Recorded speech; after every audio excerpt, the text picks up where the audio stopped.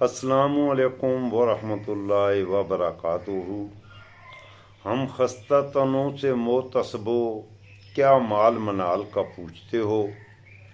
हम खस्ता तनों से मोतसबो क्या माल मनाल का पूछते हो। जो उम्र से हमने भर पाया सब सामने लाए देते हैं। दामन में मश्ते खाके जिगर, सागर में खूने हसरते में। लो हमने दामन झाड़ दिया, लो जाम उल्टाए देते हैं। आपका अपना डिजिटल प्लेटफॉर्म, आपका चैनल, आपकी आवाज़। मैं हूं आपकी उमंगों का तुर्जमान, आपका अपना इब्ने सिकंदर खान। बात करूंगा काजी फाइज ईसा की। इज्जत व वकार से जिल्लत व रुसवाई के दर्दनाक सफ़र पर बात होगी। खूबसूरत आगाज और इबरतनाक अंजाम। और वो शेर कहूँगा कि ये उड़ी उड़ी सी रंगत, ये झुकी झुकी निगाहें, तेरी शाम कह रही है तेरी सुबह का फसाना। कोयलों की दलाली में मुंह तो काला होता है। मेरे दोस्तों, सुबुकदोश होने वाले चीफ जस्टिस काजी फाइज ईसा के अलविदाई फुल कोर्ट रेफरेंस में सुप्रीम कोर्ट के 5 जजेस ने शिरकत नहीं की।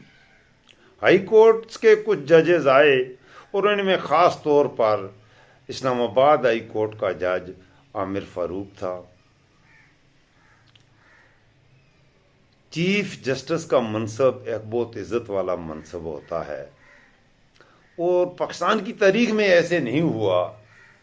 इतनी जिल्लत आमेज़ रुखसती कभी किसी चीफ जस्टिस की नहीं हुई जो काजी फाइज ईसा का मुकद्दर बनी। इनका दौर पाकिस्तान में निज़ाम अदल में, पाकिस्तान की अदालती तारीख में स्याह दौर से लिखा जाएगा। और इनके कोलीग्स ने, वकला ने, जजेस ने गुज़श्ता रोज़ पाकिस्तान में यौम निजात मनाया।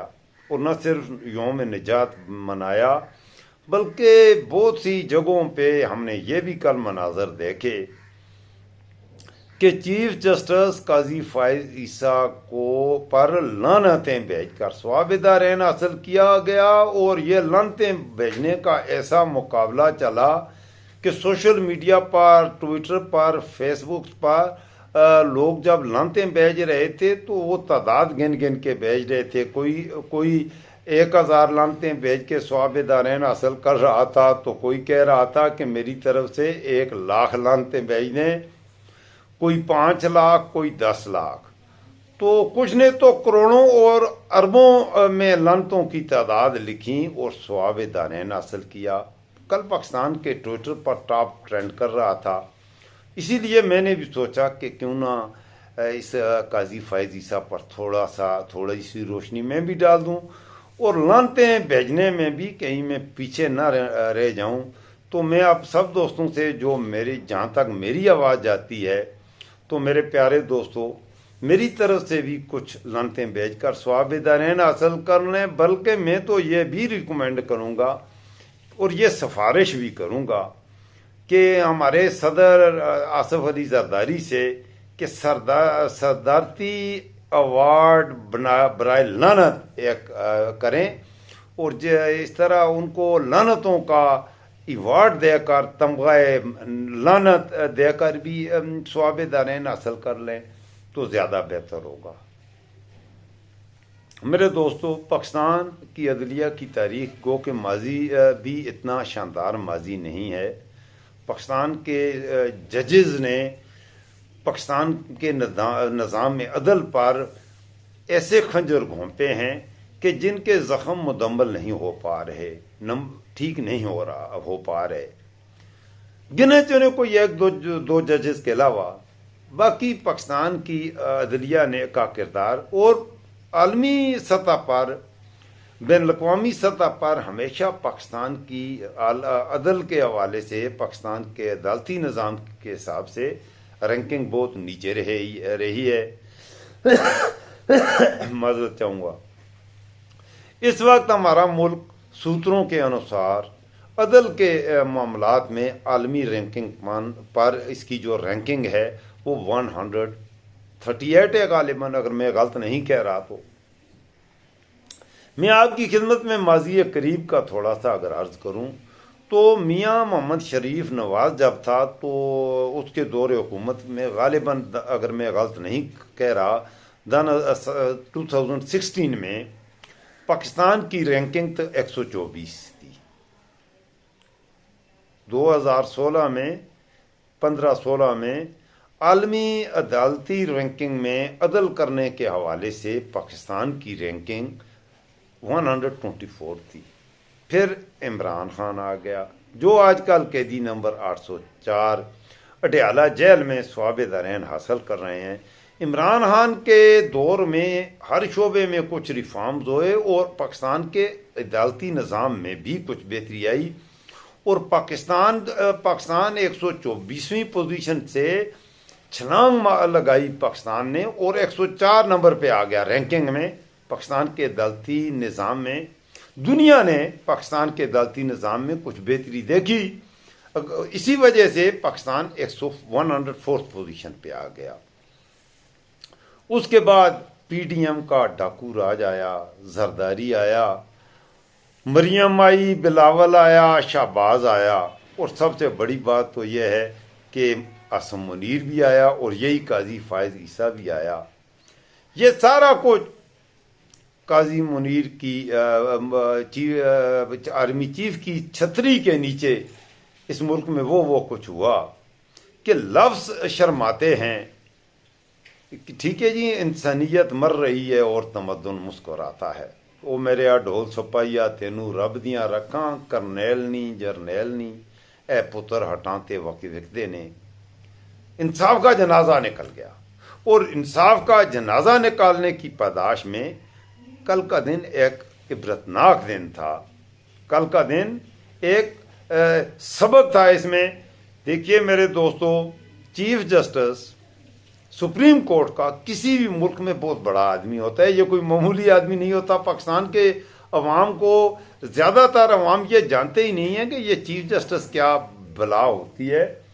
ये कॉन्स्टिट्यूशन ऑफ पाकिस्तान को अगर देखें तो उसमें भी इस चीफ जस्टिस को बहुत ज़्यादा अख्तियारात दिए गए हैं।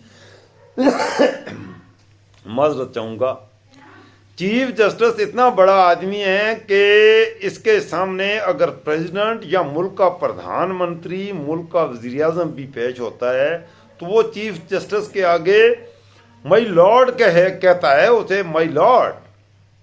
बड़े बड़े वकाला, बड़े बड़े जजेस भी चीफ जस्टिस को माई लॉर्ड कहते हैं। बहुत से अख्तियारात हैं।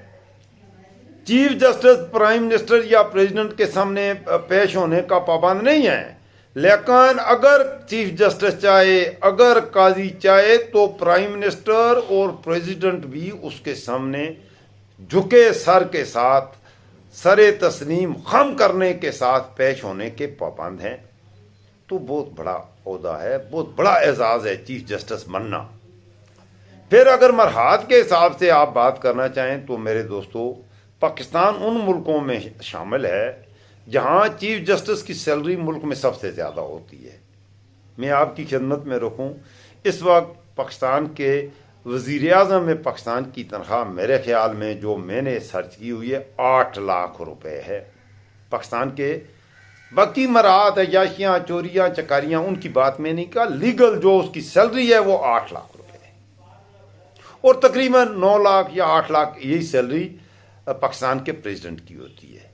जबकि पाकिस्तान के चीफ जस्टिस की सैलरी इस वक्त बाकी मरहात के अलावा 32 लाख रुपए, 31 लाख रुपए सुप्रीम कोर्ट के जजेस की सैलरी होती है और जो चीफ जस्टिस होता है सुप्रीम कोर्ट का, उसकी सैलरी जो होती है पाकिस्तानी करेंसी के मुताबिक मुल्क पाकिस्तान में 32 लाख है। और पाकिस्तान उन मुल्कों में शामिल है जहां पर जजेस को सबसे ज्यादा सैलरीज दी जाती हैं। तो इस हिसाब से भी आप लगा लें तो ये बहुत ही ऊपर के रैंक का आदमी होता है।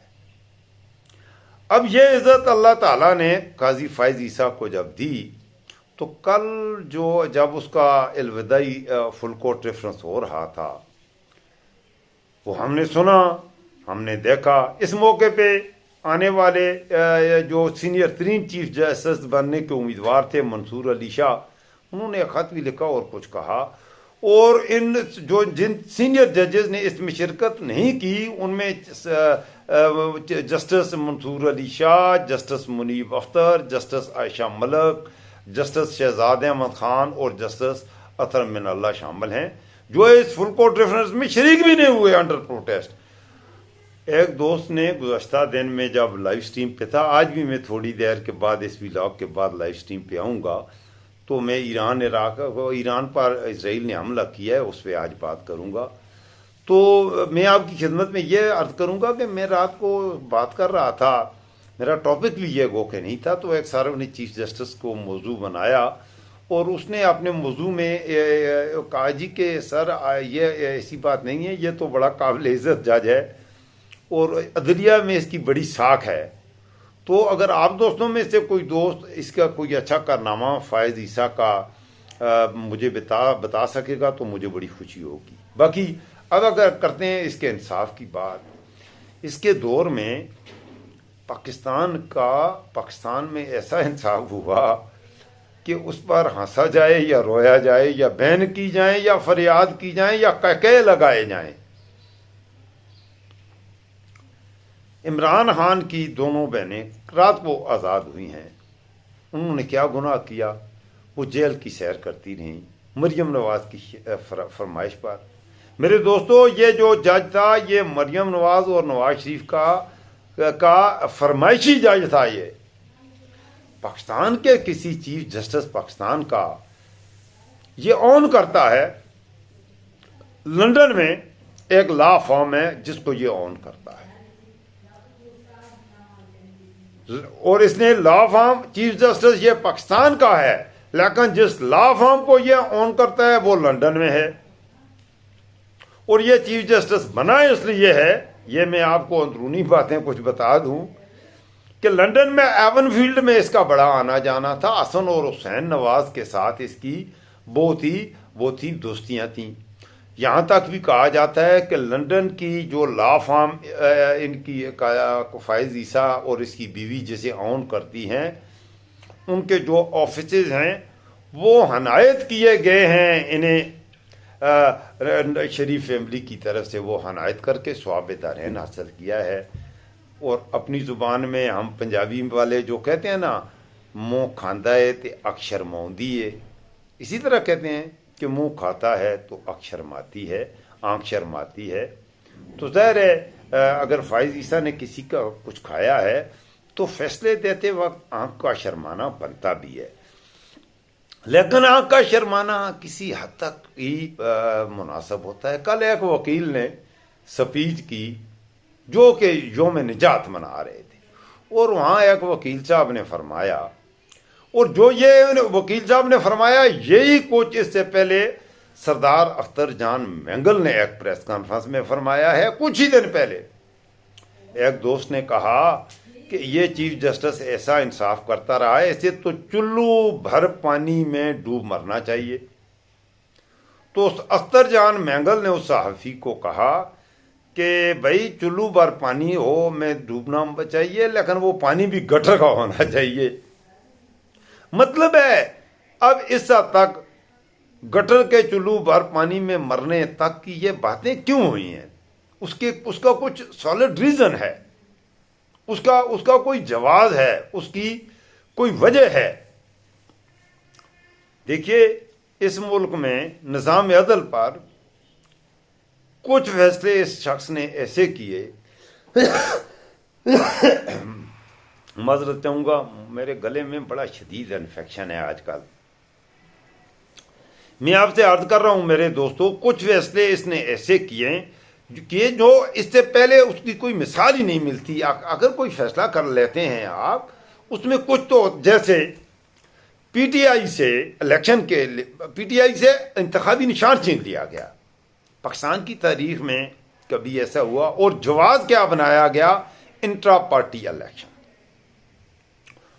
अब बाकी आप अंदाजा लगा लीजिए कि इंट्रा पार्टी इलेक्शन की वजह से पीटीआई से भले का निशान यही था ना, इलेक्शन से पहले भले का निशान उनसे छीना। पाकिस्तान की और सियासी जमातों में इंट्रा पार्टी इलेक्शन होते हैं। बिलावल भुट्टो जिस पार्टी का चेयरमैन है, ये इंट्रा पार्टी इलेक्शन से चेयरमैन बना है, एक पर्ची पर वो पार्टी का चेयरमैन बन गया। कभी हमने नहीं सुना कि पाकिस्तान पीपल पार्टी में इंट्रा पार्टी इलेक्शन हुए और वो इंट्रा पार्टी इलेक्शन में चेयरमैन अपना मुंतखब किया गया। नवाज शरीफ की पार्टी का कभी इंट्रा पार्टी इलेक्शन हुआ?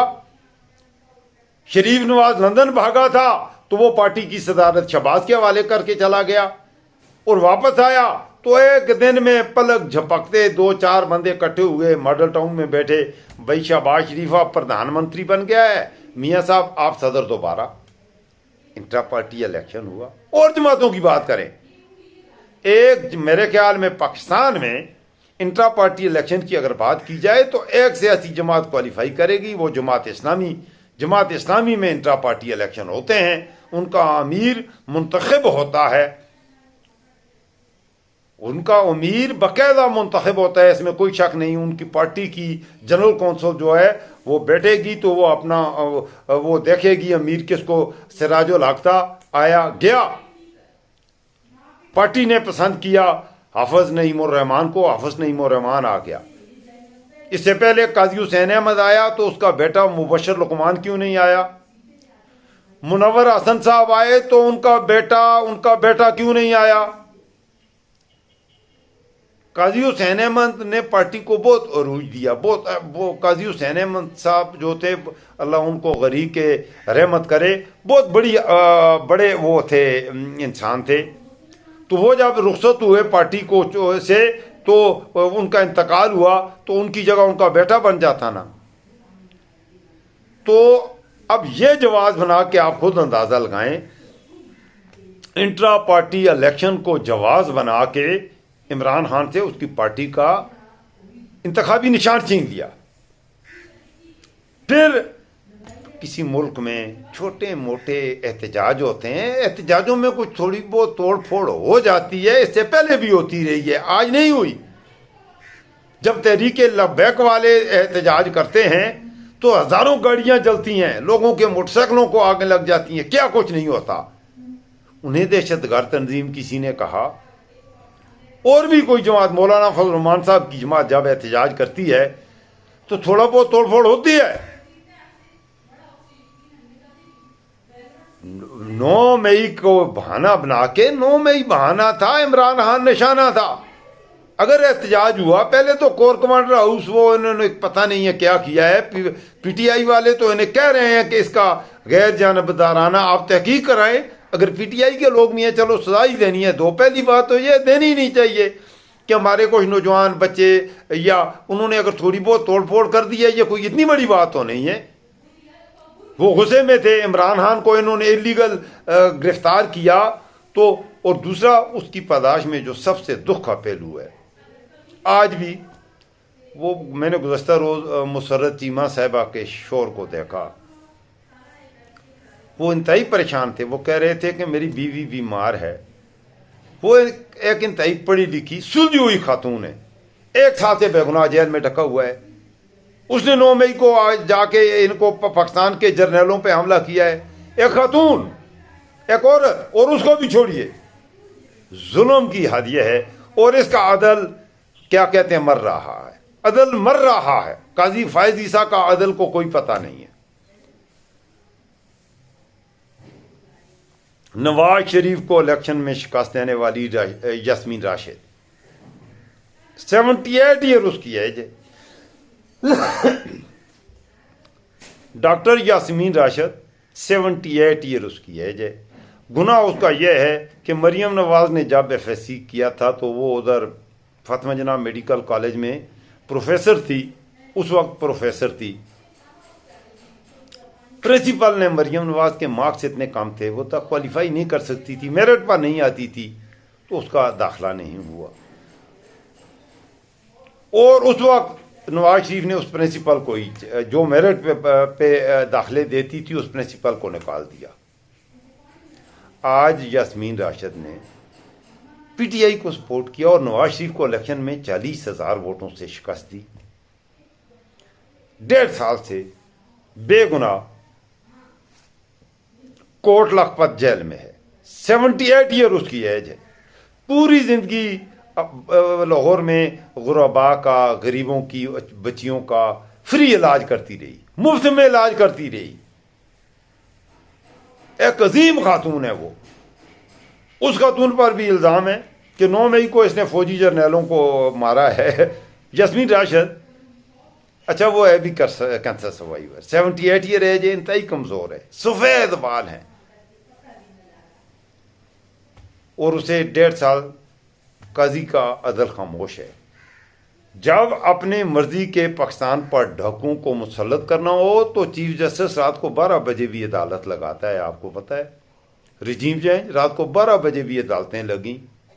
हमने अजीब तमाशा देखा इस मुल्क में इस वक्त। फायजी साकें रात को 12 बजे डाके डलते हैं मेरे दोस्तों। रात के 12 बजे इंसाफ दिन के 12 बजे होता है, सुबह होता है, दिन के उजालों में हुआ करता है। रात के अंधेरों में डाके पड़ा करते हैं, रात के अंधेरों में इंसाफ नहीं होता।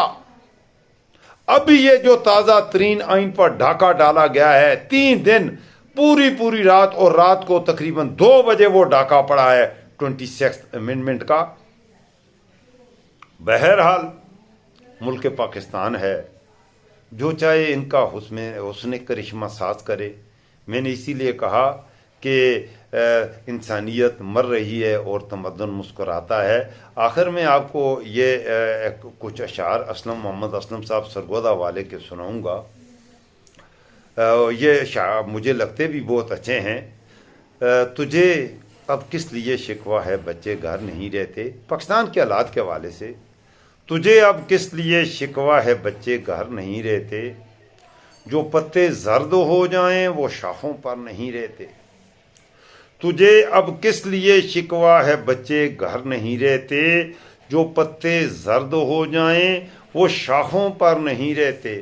तू क्यों बेदखल करता है मकानों से मकीनों को, वो दहशत गर्द बन जाते हैं जिनके घर नहीं रहते। और मियाँ मोहम्मद शरीफ शाहबाज, मियाँ मोहम्मद मरियम शाहबाज, झुका देगा तेरी गर्दन को ये खैरात का पत्थर, जहां में मांगने वालों के ऊंचे सर नहीं रहते। अपना ख्याल रखिएगा। ये दरख्वास्त करूंगा, हम 10,000 के टारगेट को पहुंचने वाले हैं। अल्हम्दुलिल्लाह रात को कुछ दोस्त मुझे कंग्रेचुलेट कर रहे थे। बहुत थोड़े अरसे में ये चैनल, ये आपका अपना डिजिटल प्लेटफॉर्म है, IS खान ऑफिशियल आपका चैनल है, आपकी आवाज़ है। मैं आपकी उमंगों की तर्जुमानी करता हूँ। हुकूमत वक्त ने, वक्त के यजीदों ने मेरी आवाज़ और आपकी समातों के दरमियान डिजिटल फायरवॉल लगाई है। उसके असरात को ज़ायल करने के लिए सब दोस्त चैनल को ज़रूर सब्सक्राइब कर दीजिएगा, लाइक कीजिएगा, शेयर कीजिएगा। आपके अगर कमेंट्स होंगे तो इंशाअल्लाह उन पर मैं अमल करने की भी कोशिश करूँगा। आपका थैंकफुल भी रहूँगा, और आपके अगर कमेंट्स में कोई सवाल हो तो उसका जवाब देने की भी कोशिश करूँगा। अपना ख्याल रखिएगा। अल्लाह हाफिज़, फ़ी अमान अल्लाह।